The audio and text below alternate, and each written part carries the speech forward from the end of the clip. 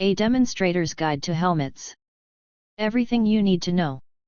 September 1, 2020. How to Technology. Deutsch. As violence intensifies from police, federal officers, and fascist groups around the country, it's important to think about how to protect ourselves. No one should have to choose between preserving bodily safety and organizing in our communities, yet batons, impact munitions, and street attacks are designed to force us to decide between the two. It's not a question of whether you employ confrontational tactics nowadays. Anyone who is in a protest situation could become a target. By taking the proper precautions, we can mitigate the risks while continuing to show up for each other. This guide explores a wide range of protective headgear, detailing the advantages and disadvantages of each, so you can pick out what's best for you. The life you save could be your own. This is the first in a series of protest safety guides that we will be publishing over the coming days. Contributors have spent countless hours gathering experience, data, and anecdotes to prepare this series. We will be updating this document on an ongoing basis as more information comes in. If you can offer suggestions or corrections, please contact us. For more information about how to choose personal protective equipment such as ear protection for protests, you can start with this article published by the Indigenous Anarchist Federation *. Aaron Cantu's helmet after a police officer in Portland, Oregon intentionally fired an aerial flashbang grenade directly at his head. If he had not been wearing a helmet, he would probably have been killed. Executive Summary. If you don't have time to read the entire text, here's what you need to know. If you anticipate that no one else will be wearing a helmet, wear something concealable or inconspicuous: a bump cap, baseball cap, a low-profile skate helmet under a hood, or a bicycle helmet so as not to make yourself a target. If you anticipate that many people will be wearing helmets, wear the best helmet you can get your hands on, such as a tactical bump helmet or ballistic helmet. Some options: high-end, Level 3A ballistic helmet, such as the $500 hard-headed Veterans 8, or a discount Chinese-made model that is still tested to a high standard, such as the $200 Long Friday model. Cheaper tactical, either a name-brand bump helmet for $100 to $200, or an airsoft helmet that looks like one for $40. If you go with the latter, swap out the pads for real pads, which cost another $40, and do not expect it to provide nearly as much protection. Dirt cheap option: find the cheapest skate helmet you can that still advertises meeting various certifications. It should be about $20. Low-key option: $20. Buy a bump cap, not a bump helmet, a bit of a hard hat built into a baseball cap. In an emergency, a half or three-quarters motorcycle helmet, a half-mask hockey helmet, a lacrosse helmet with the face mask removed. Any other helmet you can find. Hard-headed Veterans 8 helmet. A bump cap. Why helmets? Our heads are fragile. Police know this, so they aim for them. Fascists do the same. It is smart to wear a helmet in a lot of protest situations. As with all gear, it's always important to think in terms of trade-offs. If you're the only person with a helmet, you might attract more attention to yourself than you want. If no one else will be wearing a helmet, consider wearing a concealable helmet. If you anticipate that everyone will be wearing helmets, make sure you're wearing a good one. Mobility, visibility, and flexibility are important whether we're talking about a particular item of gear or our movements as a whole. The police will almost always have more access to resources than we do. It's usually a mistake to get drawn into head-to-head confrontations under static conditions. Their weaknesses are that they tend to react slowly to new information and that they often lack motivation and creativity. When choosing equipment and tactics, we should always aim to stay fluid and mobile, being careful not to weigh ourselves down attempting to hold a fixed position. All that said, you can't really go wrong wearing a helmet to a protest. Cheap bicycle helmets have saved people's lives this year. If you don't want to spend any money, then wear whatever you have available. A skate helmet is great. A bicycle helmet is better than nothing. A full-face motorcycle or motocross helmet is expensive, limits your vision and hearing, and presents a variety of other downsides, but if you catch a tear gas canister to the brow, you'll be glad you wore it. There is no helmet that will protect you entirely from blows or shots to the head. There is no concussion-proof helmet available to football players. It would require a tremendous amount of foam. Like all protective gear, all a helmet can do is mitigate certain risks. People tend to fixate on the shell of a helmet, assuming, for example, that since a ballistic shell that can withstand gunfire, it will protect your head better than a hockey helmet.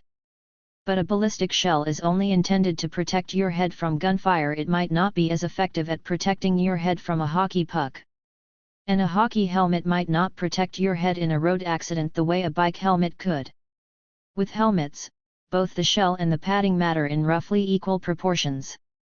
If a projectile penetrates the shell, the padding won't do much. Yet the padding is what protects against blunt impact, presuming the shell itself is not penetrated. Ballistics is a complicated field. We spoke at length with an engineer in the process of preparing this series. The long and short of it is very hard for a layperson to predict which objects will penetrate which surfaces and how much force will be transferred. We can learn the kinetic energy, in joules, of various less lethal munitions, and we can learn the standards that various helmets are certified according to, but it is difficult to draw reliable conclusions on the basis of this information. In short, non-ballistic helmets are certified to resist substantially less kinetic energy than might be imparted by a less lethal weapon. Helmets mitigate risk. They don't nullify it. Fitting a helmet. Helmets come in a variety of sizes and each manufacturer employs different sizing patterns. It's worth getting a tape measure to measure the circumference of your head before shopping for a helmet, especially if you are buying it online. If you don't have a tape measure, use a piece of string, then measure the length of the string. A lot of helmets are adjustable. You can fit them either by adding or removing padding or by tightening or loosening a headband. Hard hats in particular are eminently adjustable, though we don't particularly recommend them. Regardless, it's best to buy a helmet that fits you well. If you're between two sizes, you should probably go with the larger size, but a helmet that is too loose can fall into the wrong position at inconvenient moments, even blocking your vision. A helmet that is too loose will likely absorb less impact, because the force of a blow can push the side of the helmet into your head, essentially making the helmet itself impact you. With padded helmets, you want it tight enough that it takes a bit of effort to get it on, but not so tight that it feels confining. To test the fit of a tactical helmet, shake your head from side to side with some force without the chin strap on. The helmet should not move. Types of helmets. For the purposes of this article, we'll divide helmets into three basic categories based on how they're designed. There are suspension helmets, which use a hard layer on the outside and a suspension system inside to absorb impact. This category includes most construction hard hats, older military helmets, and some climbing helmets. There are crash helmets, which rely on crushable foam, usually paired with a hard layer. These are generally designed with the assumption that they will be destroyed on impact.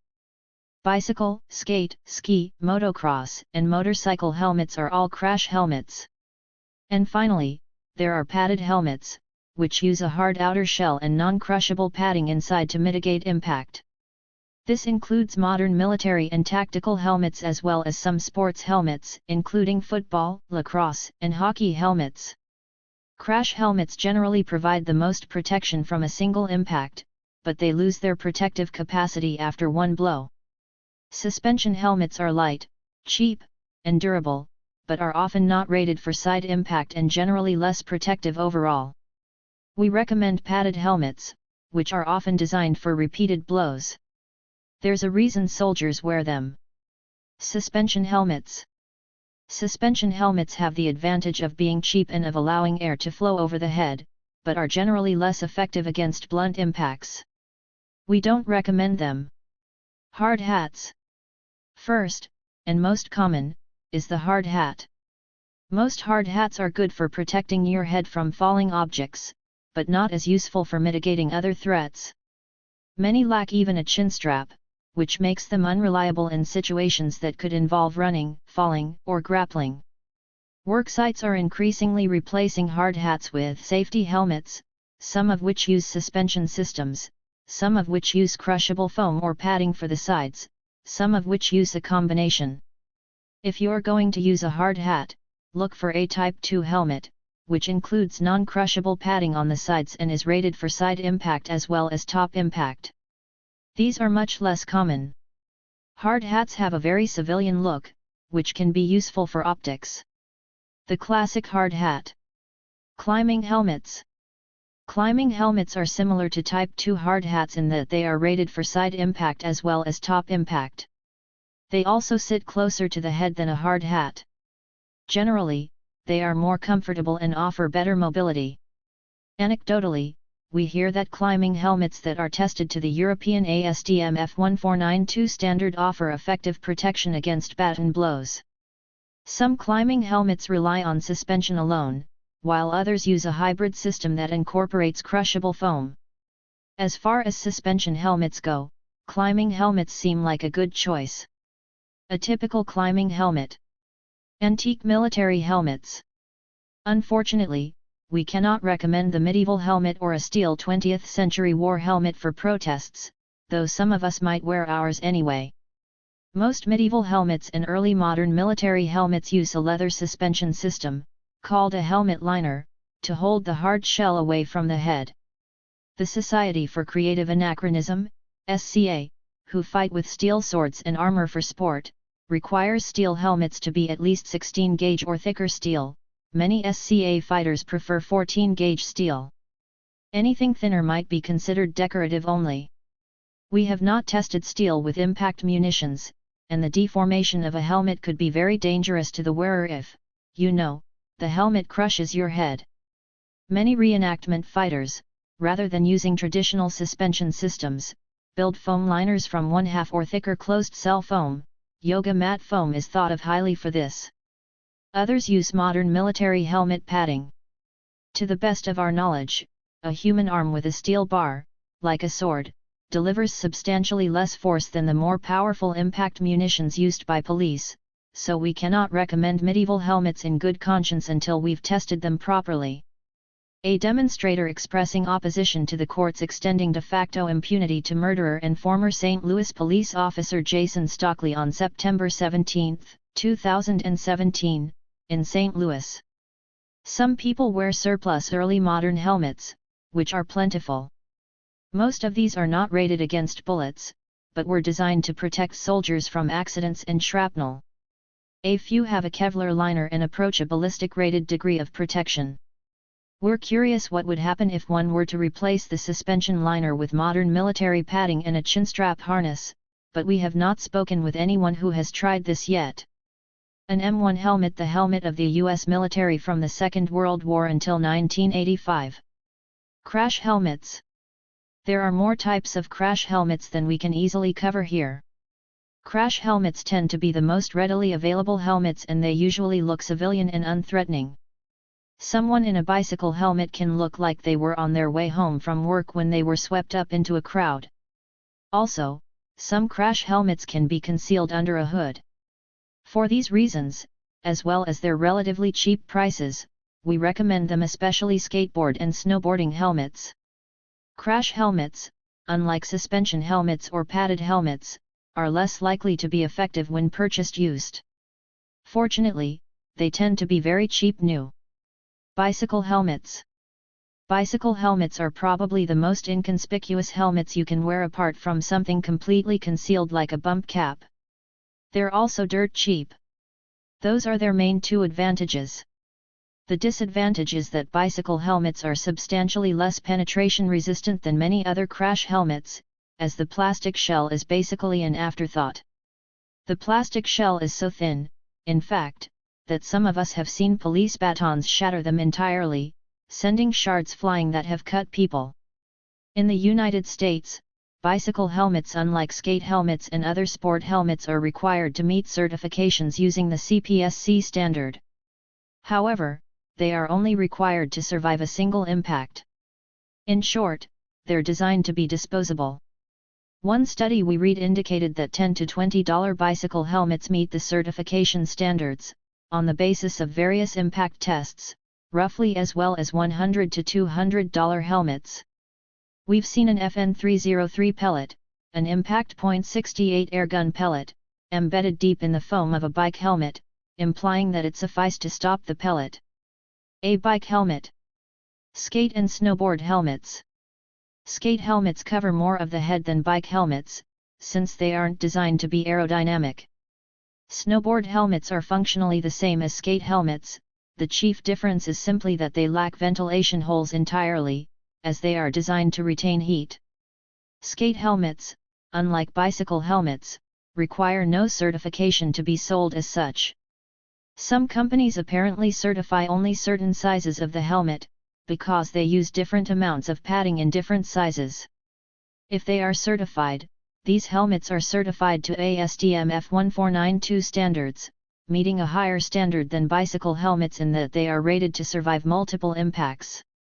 Some snowboarding helmets come in with a built-in comms systems, which could be useful to a protester. Skate helmets are one of the best cheap options for helmets. Be careful when buying skateboard helmets online, as the listings are sometimes for children's helmets in children's sizes.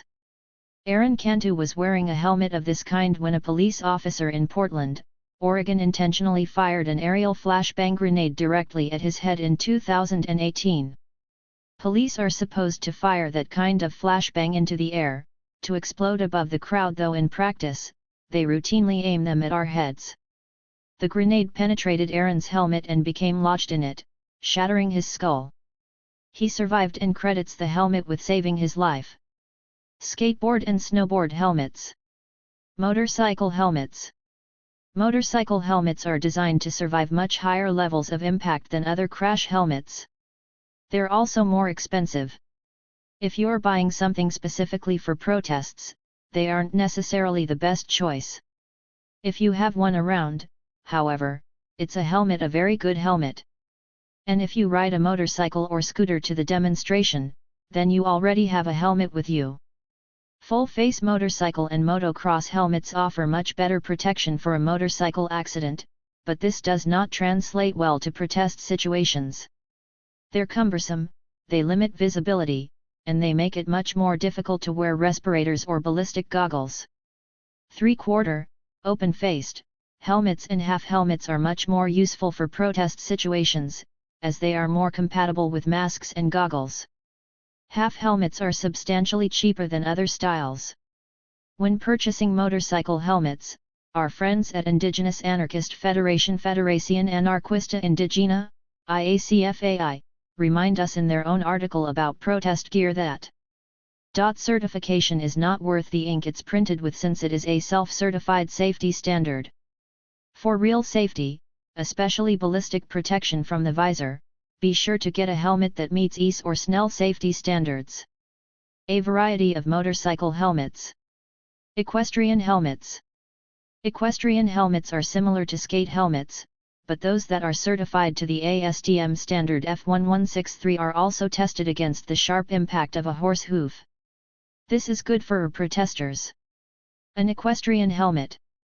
Padded helmets. Suspension and crash helmets are just-in-case helmets, but padded helmets are worn by people who expect to be hit in the head, athletes, soldiers, cops, and, increasingly, well-dressed demonstrators. Let's separate this category into two subcategories: sports helmets and tactical helmets. Sports helmets. More than any other category of helmet, sports helmets are designed specifically to protect against blunt impact. An incredible amount of engineering has been invested in this lately. Sports helmets are also the most readily available helmets on the second-hand market. In some cases, you'll have to remove the face mask so it doesn't interfere with your ability to wear masks and goggles, and so it won't offer an opponent an easy opportunity to grab hold of your face and control your head. Other sports helmets are designed in such a way that they are not compatible with gas masks and goggles at all. Make sure the padding of your sports helmet is in good shape. Hockey helmets. Hockey helmets are designed to protect against fast-moving hockey pucks, which are a lot like the impact weapons used by police. Half helmets are preferable, without a chin bar or face mask. Hockey and lacrosse helmets are two common and effective protest helmets. Lacrosse helmets.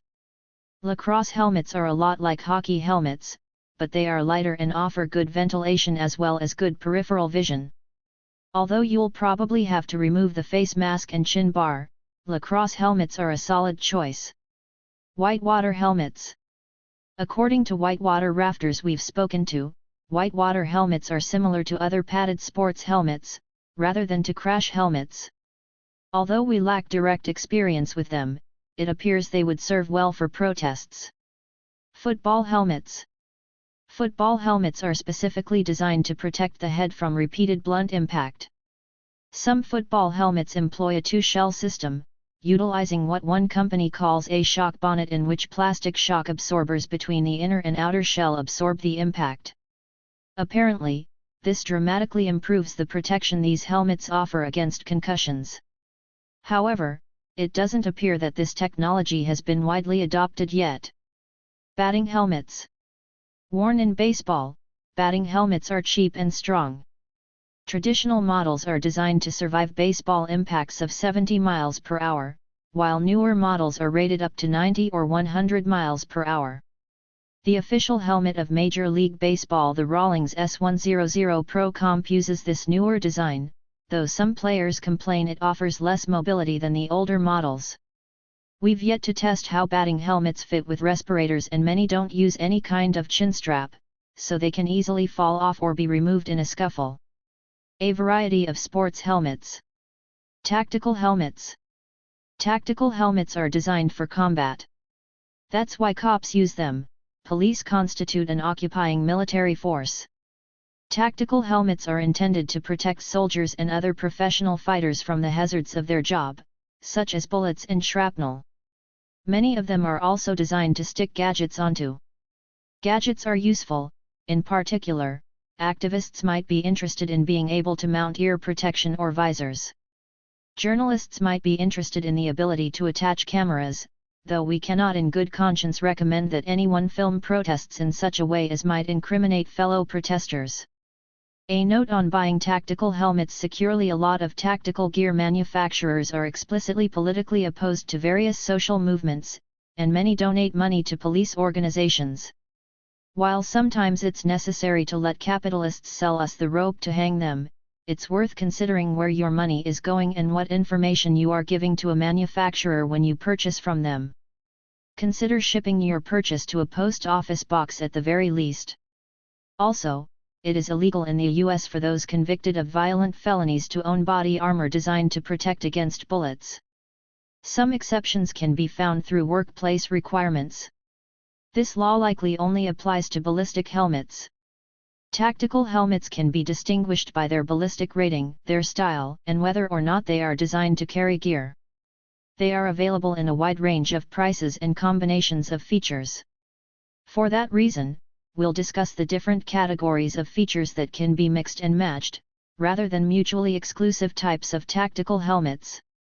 Ballistics. There are 4 ratings of tactical helmets available. At the lowest end are airsoft helmets, which are often less than $50. These are generally not certified at all. Functionally, they are just plastic replicas of higher quality helmets. The next step up is bump helmets, which are distinct from bump caps. Bump helmets are tactical helmets that are not rated to protect against gunfire, though they are often well made and certified to decent safety helmet standards. They are half the weight of ballistic helmets and substantially cheaper. In the military, they are usually only used by people who want the ability to hold gear like night vision goggles without the weight of a ballistic helmet. First responder helmets are often bump helmets in bright colors. Then there are ballistic helmets. Nearly all military ballistic helmets are rated to NIJ 3A, which is to say, they are rated to protect against handguns but not rifles. Finally, there are some helmets that claim to protect from rifle rounds. Most of these helmets only protect from certain rifle rounds at long distance. Others, however, can use a special insert to increase the level of protection they offer against rifles. This also increases a helmet's weight. Ballistic helmets are generally made of aramid fibers like Kevlar. The best kind of helmet available to a demonstrator for confronting almost any impact threat model is a ballistic tactical helmet. However, the cheapest ones start new at $200, and most well-reviewed models are $500 or more. If bump helmets, or even airsoft helmets, are able to withstand less lethal munitions without penetration, then with impact padding, they are the next best thing for a fraction of the price. However, we have not tested this ourselves. Styles. We will focus on US models of ballistic helmet, because these are what are most readily available here and most manufacturers copy them. There are numerous styles for numerous purposes, but the most common include: Pigst helmets are a style of ballistic helmet that has been largely phased out since 2001. Soldiers complained that the suspension system and pads were inadequate and that the strap worked poorly. The brow also limited visibility, and the nape protection extends low enough to interfere with shooting from a prone position. It would absolutely be worth wearing a Pigst helmet if you find one cheap, but if you're shelling out real money to buy a ballistic helmet, don't settle for a Pigst helmet. MICH/ACH helmets replaced the Pigst model. The ACH is a more modern version of the MICH, but the helmets are very similar. Compared with the Pigst, it has a better chin strap and relies on padding rather than suspension. It's considered to offer superior protection against blunt impact.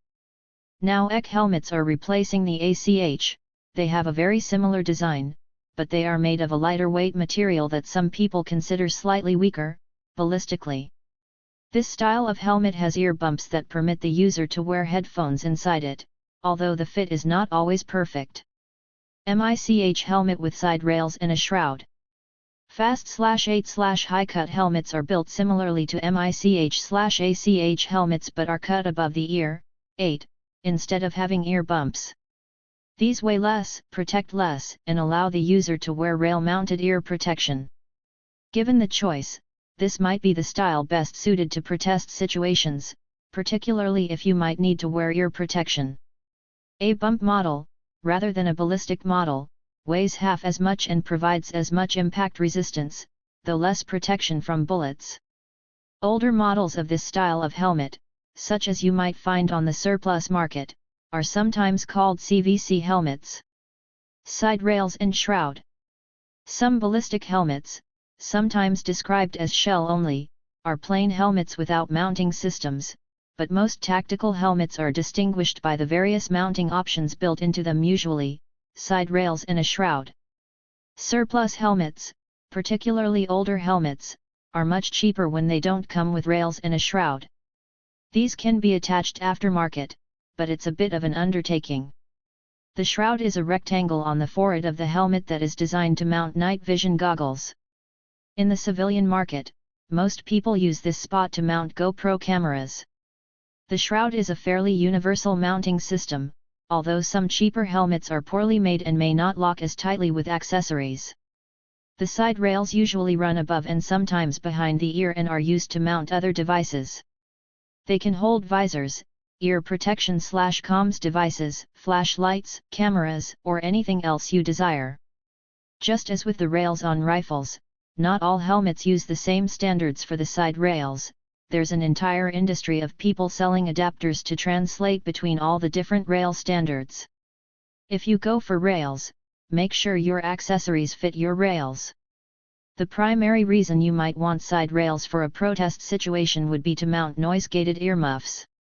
These headphones muffle loud sounds, such as gunshots, flashbangs, LRADs, fireworks, and liberals with megaphones, but amplify quiet sounds. Still, most helmets, not just 8 helmets, are designed to accommodate earmuffs like those underneath the helmet, which is less comfortable, but can be substantially cheaper. If you wear anything heavy on the front of a tactical helmet, such as night vision goggles, you might need to wear something as a counterweight on the back.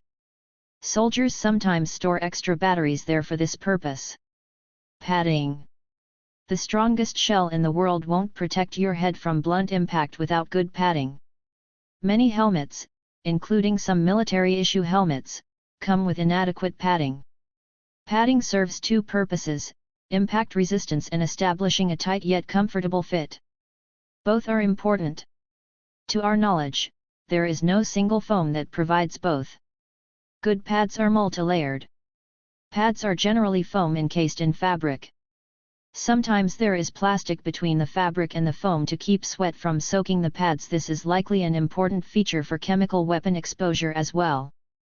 Some pads incorporate both types of foam, impact and comfort, in multiple layers within a single pad, while other padding systems use separate pads, which makes the helmet more customizable but also demands more work. In a multiple layer pad system, it's important to use both layers everywhere there is foam. Pads are largely interchangeable between all types of tactical helmets, as all use hook and loop attachments and are designed to be customized by the wearer to fit their unique head shape. Good pads can be found reasonably cheap, approximately $40. Any reputable manufacturer should be proud to announce their impact resistance certifications. Surplus. You can purchase surplus helmets on eBay.com or via a variety of surplus sites. A used helmet is better than no helmet, but the ballistic fibers of helmets break down from wear and tear as well as exposure to sunlight, and you have no way to ascertain where the helmet has been. Still, surplus helmets are substantially cheaper. Some models in some sizes can be found for as little as $50, although prices closer to $200 are the norm. Chinese imports. Unfortunately, forums that discuss the efficacy of various ballistic helmets tend to be dominated by US nationalists and gear snobs, which makes it hard to identify honest reviews of cheap equipment, especially foreign-made options. Yet the cheapest source for new, ballistic-rated helmets, especially helmets with all the bells and whistles, is China. Many manufacturers claim that they offer US quality at China prices, and we've found that cheap Chinese knockoffs often perform similarly to American models. We don't currently have the resources to test these claims about Chinese ballistic helmets. It's likely that helmets that are ballistically rated will stop handgun rounds, as they claim. The primary argument we've seen online is about whether the shell will deform upon impact enough to injure or kill the person wearing the helmet. We haven't been able to reliably source that information yet. In any case, it's never a good idea to get shot in the head with live ammunition.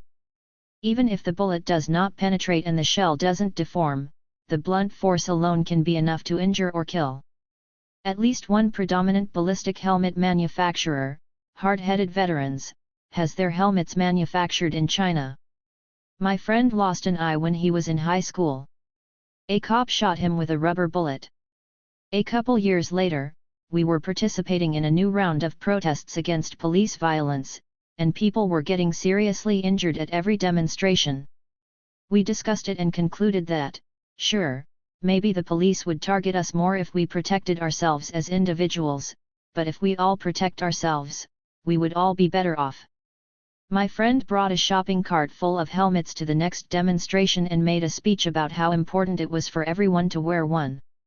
Since then, every couple demonstrations, someone brings a bunch of helmets to give out all different sizes, to provide for everyone, since, for instance, I have to wear a child's helmet for it to fit right. That helped to normalize wearing them.